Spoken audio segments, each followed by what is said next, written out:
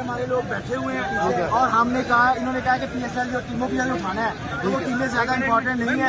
ہم نے C M صاحبہ کو صرف ایک ریکویسٹ کی ہے کہ آپ مذاکرات کا حصہ بنیں. اگر آپ مذاکرات کا حصہ نہیں بنتی تو لاہور کی جو ابھی تو تھوڑا سا تماشا لگا ہے، ہم نے پورے پنجاب میں اب تماشا لگا.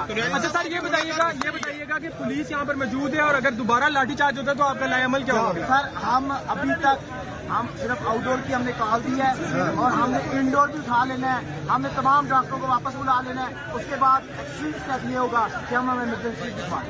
اب آپ ایمرجنسی بند کرنے جا رہے ہیں سننے میں؟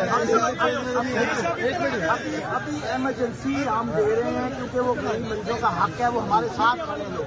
یہ طبقہ جو ہمارے درمیان بیٹھا ہے وہ شہری بھی ہیں، تو ہم نہیں چاہتے کہ ہم ان کے حقوق کو نقصان پہنچائیں.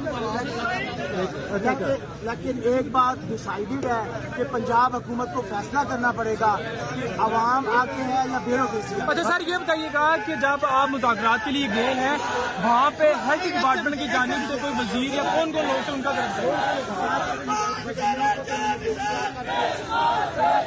جو سیکھی ہیں وہ دبکی بیٹھی ہے، وہ ڈری ہوئی ہے، وہ آج آفس ہی نہیں آئی. اوپر روڈ پہ برڈ ووڈ روڈ پہ انہوں نے پولیس لگائی ہوئی ہے. ان کے ایڈیشنل سیکٹری چھٹی پہ چلے گئے ہیں، ڈپٹی سیکٹری چھٹی پہ چلے گئے ہیں. پولیو ان سے چل نہیں رہا اور آپ دیکھیں 21 اپریل کو پولیو کے کتنے یہ پیسے لیتے ہیں، اربوں روپے کا فنڈ لیتے ہیں.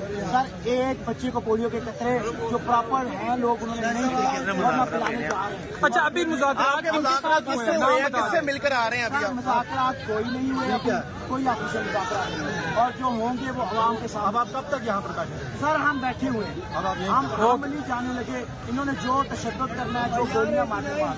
اوکے جی، شکریہ جی.